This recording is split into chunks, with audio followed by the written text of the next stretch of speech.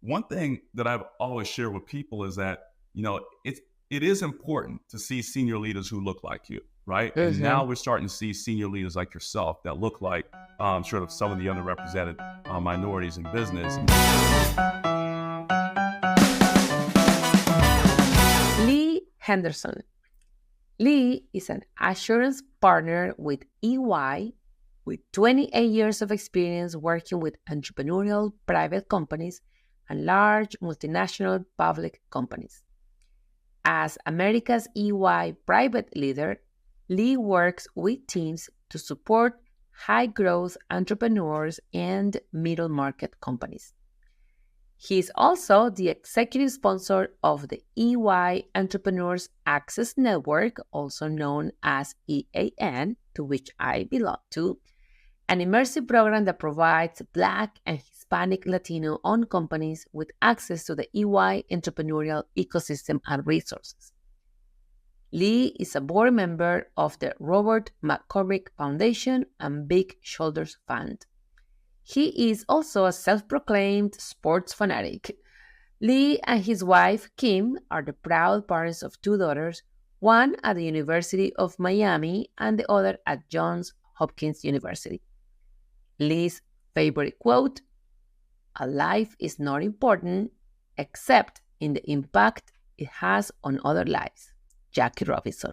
Hi, everyone. Very excited to have Lee with us. I was trying to remember the first time I met Lee, and it was in Palm Springs, California at SGF, one of the most amazing experiences that I've had. And I was there because of the EY Entrepreneurial Winning Women, but Lee told me about the one similar program for Latinos. And since then, I just see him advocate for diverse entrepreneurs. So very happy to explore this topic with him. Welcome, Lee. Thank you, Monica. And Monica, first of all, I just love what you're doing as well, and how much I admire you as an entrepreneur and what you do for Latinos, both here and back home as well. So it's always been a pleasure, knowing you, and I'm just so honored that you invited me to just have a conversation with you about a topic that I think both you and I are passionate about. No, thank you. Very grateful for you and for all EY does for us women and Latinos in the business world. So let's start with your backstory, and maybe you can also help us understand what EY does for diverse entrepreneurs. I know there's plenty of that you can share with our listeners. Yeah. So I'll start off with what we do for diverse entrepreneurs. We've been recognizing at EY entrepreneurs for almost 40 years now. Like we formally, like we are, it's an area like we are passionate about. Our EOI program has been around almost 40 years. 15 years ago plus or so, we started a Winning Women program, and the reason why we started that, Monica, was just because, and you were a part of it, right? This was because years ago we saw that there were just some real significant needs and gaps that we saw in women entrepreneurs and just how they scale their business. And we're looking at these amazing women companies, and we're like, okay, how is this company not scaling at the same pace? And what we saw, there was just a gap. Years later, 3 years ago, we started our Entrepreneur Access Network program, which was, a similar accelerator program for Black and Latino entrepreneurs. And we did that for the same thing. There were some real acute needs in that group that we recognized, and we figured we had a platform to help. So the way those two programs work, Winning Women in EAN, we call it Entrepreneur Access Network, is, we give a lot of access to resources. So trying to level the playing field, mentorship, networking opportunity. You talked about, we met at Strategic Growth Forum. We bring 1,500 people together just to kind of mingle and do business. We educate, we train, we give some glimpse on access to funding. We promote our companies that we help big time. And I feel like just being a part of some of these discussions, I think overall it's a safe space for these companies and these entrepreneurs to talk about their challenges and successes, without the fear of judgment or bias, which being a diverse person, we often have. So that's kind of how we're helping. In terms of my backstory, Monica is, just a little bit of backstory. I was born in London, raised in Jamaica from 2 to 13 by my grandmother for the most part, lived in the U.S., Oakland, California when I was 13, college in the U.S., and I started with EY in 1995 now. So been a long time, and been able to live in some really amazing cities: San Jose, California, New York, London, Chicago, and had some real roles. Jamaica, I was raised by my grandmother, and you'll see a lot of what I talk about in terms of who I am as a person has a lot to do with my grandmother. My dad as well was important. You know, my grandmother raised me for a number of years, and she was my role model. She wasn't, you know, super well formally educated. She had, you know, she was cleaning, I think, houses at the beginning. But, you know, when she passed away, you know, because of her work ethic and everything else and entrepreneurship, you know, she had business interests all over the place. We had property all over the place that she had pulled together. And through that whole time, seeing my grandmother, you know, sort of get to that success, she was always humble, always generous, always respectful to others. So I feel like that's sort of me, you know, at the core, and it's a legacy that I've tried to sort of to lead on. But I tell you, you know, oftentimes I talk about, you know, resilience, and I've heard you before ask me about resilience. I think that my resilience was really tested. It's a real pivotal time of my life at 13 when I moved to the U.S. You know, I moved to the U.S., Mike, when, you know, it wasn't as connected. We didn't have cell phones and social Right. media and computers. And, you know, I was 13. And you know how 13-year-olds are. That is, You yep, got, my you got a daughter is little 12. I and, know. and imagine 13-year-old that don't understand the world and don't appreciate differences. So I was just this, you know, skinny black. I wasn't just a skinny black kid with Coke bottle glasses, but had the weird accent. I didn't understand baseball, football, basketball. I didn't know any of the teenage traditions, you know, sort of from the mid '80s. So it was challenging, but I wouldn't do it any other way, because I feel that that experience is really what molded me to be the person I am in terms of at the core today, right? So I think it was a really important experience for me. No, thank you for sharing that. It's amazing how most people have this one figure that was so influential in their lives. To me, it was my mom. And you know the story. She gave me this Yep. computer when I was a quinceañera, and that really got me into technology. So that is really beautiful that they get to shape who we are, and what our aspirations are. So you started talking about being 13 in an unfamiliar world. Let's switch to belonging, because you've been at EY now, what, 28 years 28 or years. so? Mm-hmm. And you're this senior leader, right? There's probably not that many people that look like you, or with your diverse sort of experiences. Tell us what that feels like, and what advice do you have for other leaders that may not realize that they can too build the amazing career that you have? Yeah, you know, I would just say, you know, when I think and talk to folks, I would always say, you know, just your difference, in my view, I always say is your superpower, right? So I always just say embrace that difference, because it is so important. I think that the differences that we have, and the world is catching up with this, right? It's the source of information and fresh ideas, right? When you bring that difference, I think in the past, and I know you moved here also from another country, Monica, you know, when you show up here, you sort of like, let me sit in the back of the room and just be quiet and just take everything. But I think that it's actually the opposite that we need to do, is show that we are different and that we do have a different perspective. And I always say, like, for me, and I know a little bit of your stories, we can't do it without mentors and allies, right? I mean, we could do it, but it's going to take a lot longer.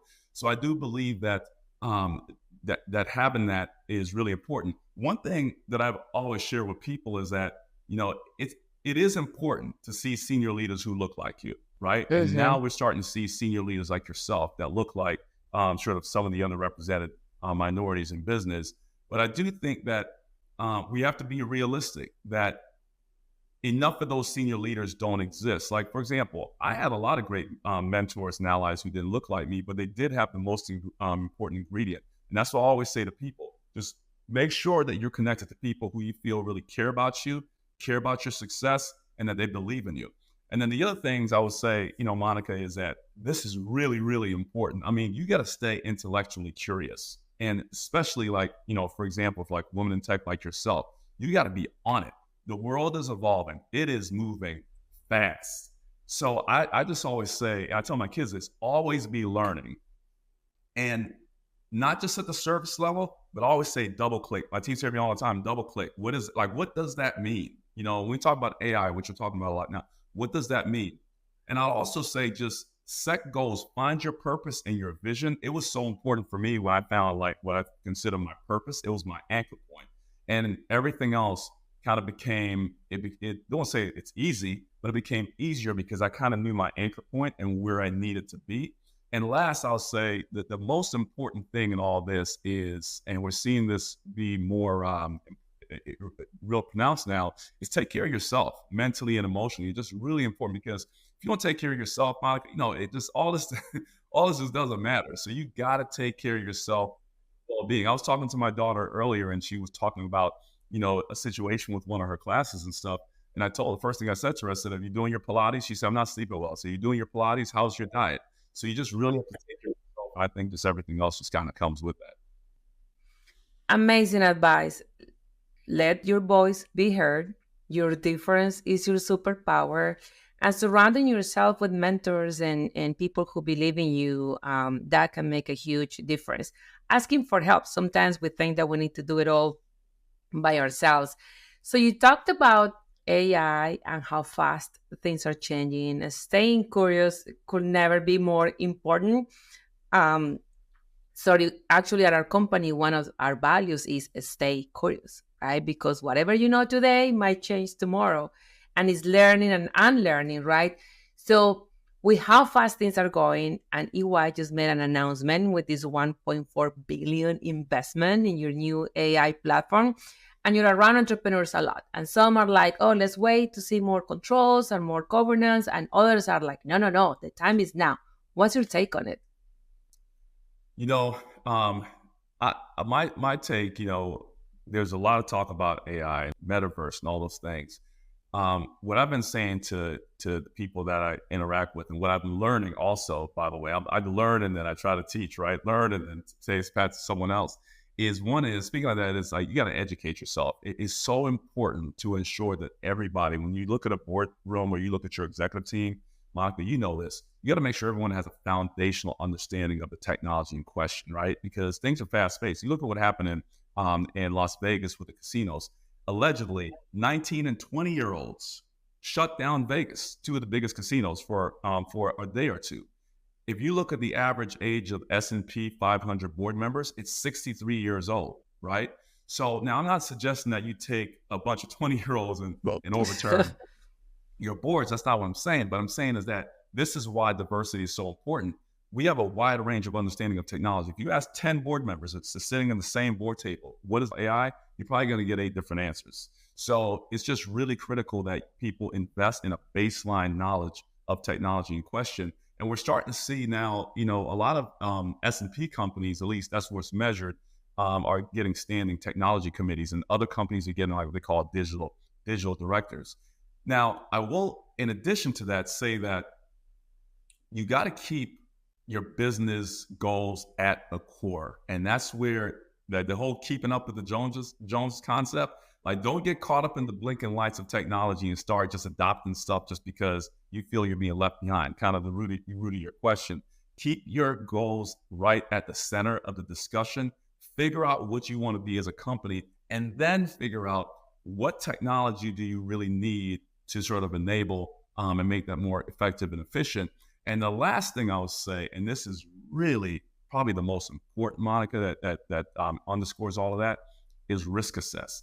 But I've got a little bit of a pointed remark to say on risk assess, because we hear that word a lot. Consider data privacy, security, regulatory landscape, all that. But the risk mitigation strategy, which you hear all the time, I want to just tell you like what I think is omitted from that oftentimes. I think when companies talk about risk mitigation strategy, they talk a lot about how do attack and penetration, how do we make sure that no one can access our data? How do we make sure data isn't leaked? How do we make sure no one can attack our system? How do we make sure that? But here's the thing that's often omitted, Monica. The thing that's omitted is somebody's going to pick the lock at some point. I don't care how big that lock is. I don't care how much steel that you put around your system. Someone is going to pick it at some point because they're constantly updating and getting ahead of you. So the next level of risk mitigation is, what do we do when that happens? And I don't see enough boards and management team talking about that. They talk a lot about how to make sure the lock is around the building. They don't talk about what happens when the lock is broken and all of our data out there. What do we do now? And then also, I'm seeing a lot of trends in terms of people really being concerned about the ethical implications of collection of data. Like, these Gen Zers and some of these younger folks, they don't, they're, it's interesting in terms of just the way they view things. So it's really important to understand, what do your employees, customers, and your suppliers feel about your collection of data, because not everyone is on the same page in terms of a lot of data is good data. They really want to know where you're getting that data from, and how you're getting it. Yeah, excellent points, Lee. I talk to CIOs, CTOs all the time, and some are very well versed on, what the technology can do and how they can apply it to their business. Right. Others are kind of asking, how do I use AI? And I'm like, is that the right question to ask? Yeah, What business challenges do you have, and how can we apply the technology to it? that's There's right. got to be an actual goal that we have, right? Right. So, yes, I love that.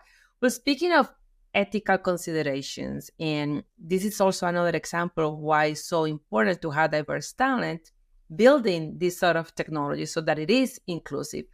What do you think about that, and how can underrepresented talent can actually take advantage of this sort of wave of innovation? I think that the way they can take advantage of it is doing a couple of things. One is, if you think about where we are now with AI and all technology, there is some real democratization of data right now, right? So the information that was available to like billion-dollar companies, back in the days, and what they spent billions of dollars on to acquire, is now available to our kids. Like, Monica, our kids can get some of the same information Yeah. if they find the right tools and they have, a little bit of money to do it. So I think that is a huge, huge thing. I think that the data, and I shouldn't say the data, but just technology and AI overall, it's lowering the bar, and lowering is probably not the right word, but it's changing the barrier, I should say, lowering the barrier, Mhm. not the bar, but lowering the barrier for aspiring entrepreneurs. And now young entrepreneurs are using AI to tailor products and services. They're doing marketing campaigns through it. They're enhancing their customer experiences to it. And, years ago in the past, when you were dealing with a small company, you kind of knew you were dealing with a small company. Nowadays, you really can't tell. It's hard to tell whether you're dealing with a Fortune 500 company, or you're dealing with a family business or a scaling startup. So I feel that this whole democratization of data and democratization of technology is becoming a really powerful equalizer by just increasing the affordability and accessibility, and thus shrinking the gap. So this is going to bode well for underrepresented groups, because it's just some of those groups just traditionally did not have access to the advanced technology and data, and now that barrier is starting to lower. So watch out, right? I mean, it's going to be interesting. No, I love that, because Lee, it took me 5.5 years to become a software engineer. And so now you can write code in minutes, in Right. seconds sometimes. Right. But Right. it also implies that the critical thinking and the creativity and the Yes. ability to ask the right question, right? The better the questions, the better the answers. That's right. That That's right. becomes really important in software engineers. So there's been some debate and some conversation around how businesses may be focusing too much on diversity and inclusion, or ESG. Um, why is this important to everybody? You know, um, I think that I don't, with respect to the folks in too much, I do feel that I don't believe that D&I and business results are like kind of in conflict with each other, right? I don't think we're really doing too much in that. In fact, I think they're really complementary to each other. And I just feel that when you have inclusive culture, I think you just get better outcomes. I think data has proven that you get better innovation, more product problem solving, better understanding of customer experiences, and navigating cultural nuances. And I do feel like it's just easier to acquire talent and retain them. I do, though. Here's the thing. To your question, though, Monica. Here's the thing. I do feel that we have to strike a balance. And when I say this, I feel that leaders should start aiming and thinking more holistically, and integrate D&I seamlessly. I think that we've got to get off the view of initiative, because that's what creates that feeling that you just had in terms of, are we doing too much? Well, it's always an initiative. Nobody wants to do an initiative all the time. And I think initiatives, first of all, for D&I think that thing is like 10 years old, right? I mean, that's just so yesterday. So I do feel that companies just need to just take the whole initiative thing off the table and just say, let's challenge our commitment and just start holding our leaders around the table and look around the board table and just say, and have an honest conversation. What does D&I mean for us? Instead of sort of in the corner saying, are we doing too much? Are we doing too much? What does it actually mean for us? What should it mean for us? And how do we set a tone? And I feel that if we do that, I think it will reduce some of the sentiment that, are we doing too much? Are we focused on diversity too much, and all those sorts of things. So I just think we got to build it in more, make it less of an initiative, and I feel that we will turn the corner in a better way from my perspective. And I was speaking at one of our clients. They have a Latino business resource group, and they're one of the leading financial institutions globally. And they told me that their Latino group is 27,000 people. Wow. So I think it's also a business imperative to make sure that those 27,000 Latinos in that company feel included, feel like they belong, right? And same for African Americans and women and people from all diverse backgrounds. So that's great. So let's talk about success and failure. You mentioned resiliency as a founder and tech entrepreneur, 10 years that we just celebrated. I'm very fortunate to have been seeing some success, but it has not been without challenges. Can you share with us some of those challenges, failures, how maybe those led to some success? Yeah. No, I will. And can I just go back on the question that you were asking? You were talking about the company with 27,000 professionals. I do want to you reminded me of one comment on this, right? So when I think about this, when those affinity groups were put in place years ago, they were for the right reason. I think they're still for the right reason. I think in some companies, I've seen them lose their effectiveness a little bit, because I do feel that it is important that everybody feels like they belong to a broader group. And I do feel, though, too, Monica, that when you have a sort of a Latino affinity group, like, okay, we all know we belong to this group already. So are we just sitting around and talking to the people who look like us, who think like us, and so on? I do think where the shift needs to be made, and where I've seen the most successful, is that you start to take these affinity groups, which still should be in place, and say, how do we integrate allies into some of those key discussions? That's where I see it starts to make a big difference. When you have that, is like you take these affinity groups and say, okay, for me, I'm a Black professional. I'm a part of Black affinity groups. All right, so is it just a bunch of Black folks sitting around talking to themselves and just saying like, hey, this all needs to be done? Or should we bring our allies into this conversation and say, let's help you understand.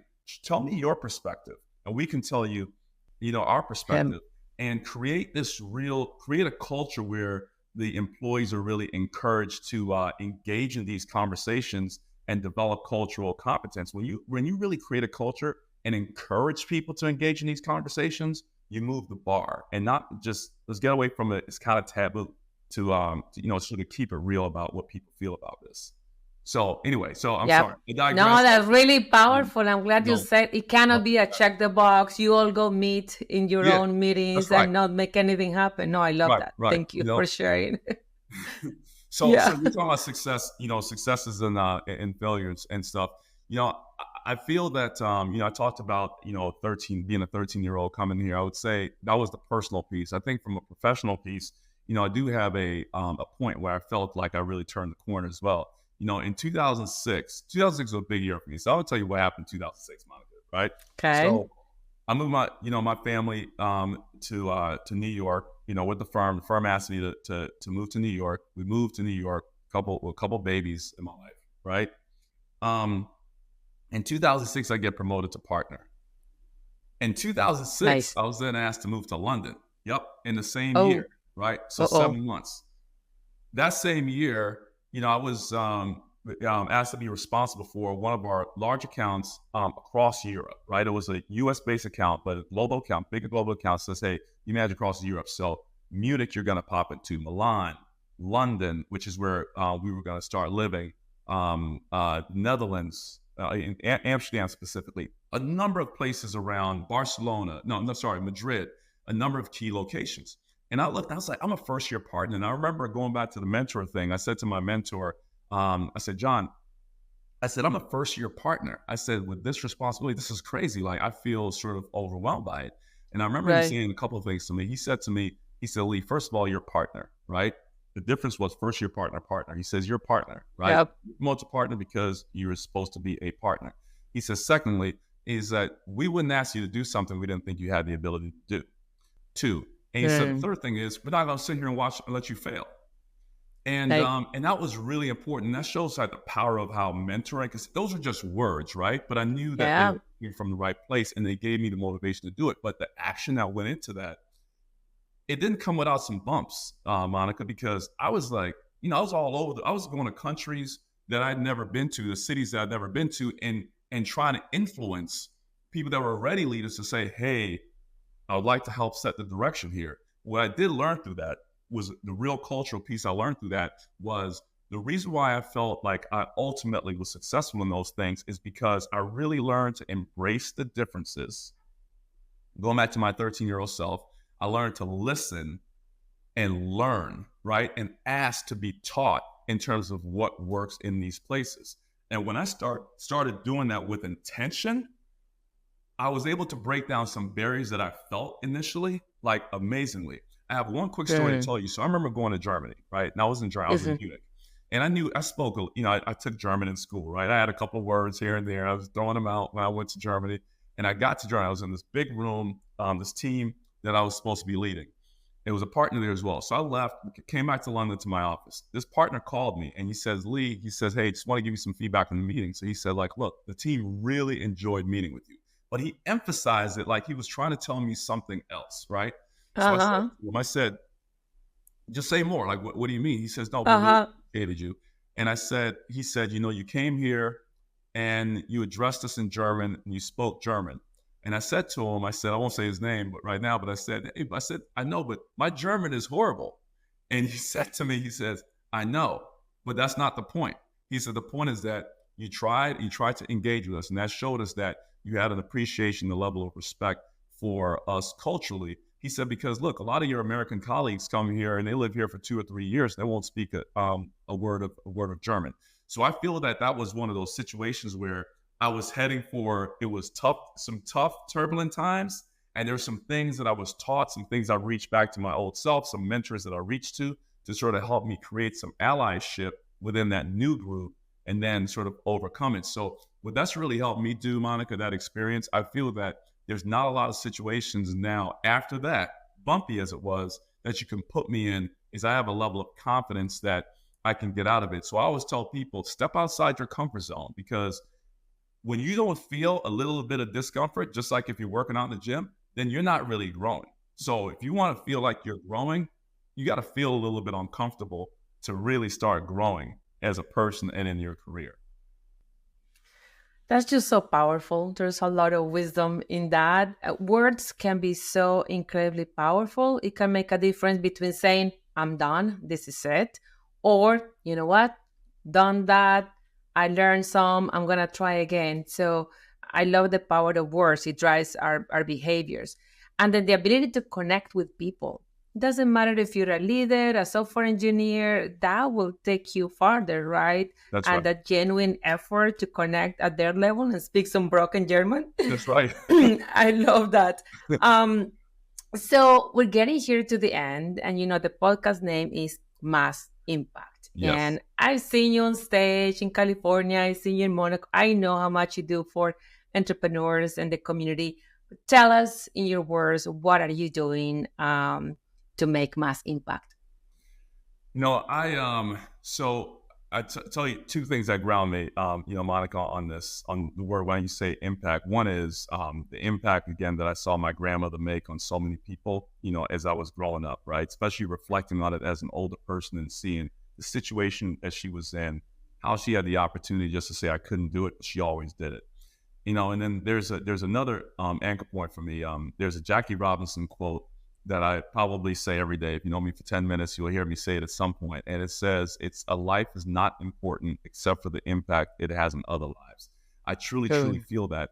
And I just lived my life that way. So, really specifically, everywhere that I've sort of landed in terms of lived, I've tried to be engaged in the community. I currently sit on two boards in Chicago. One is Big Shoulders Fund, which works with underrepresented neighborhoods, Catholic schools and underrepresented neighborhoods, and then or underserved neighborhoods, I should say, as well. And then the McCormick Foundation, which is a foundation that's sort of set up to do the same, set up for to make sure that there's equitable economics in the city of Chicago, as well as early education for minorities and things like that. So I've been really passionate and engaged in those groups.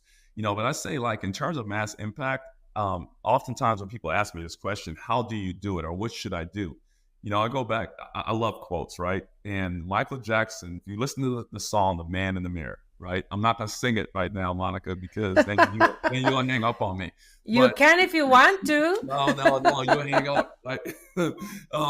It's Michael Jackson in that song says, if you want to make the world a better place, take a look at yourself and then make that change, right? And I really feel oftentimes at any point in time, I even tell my kids this, it really starts with you, no matter the small impact. We all have a responsibility. So if you believe in your self-worth, you got to do that first. Bring your unique perspectives to the table. You got to speak up. You said this earlier.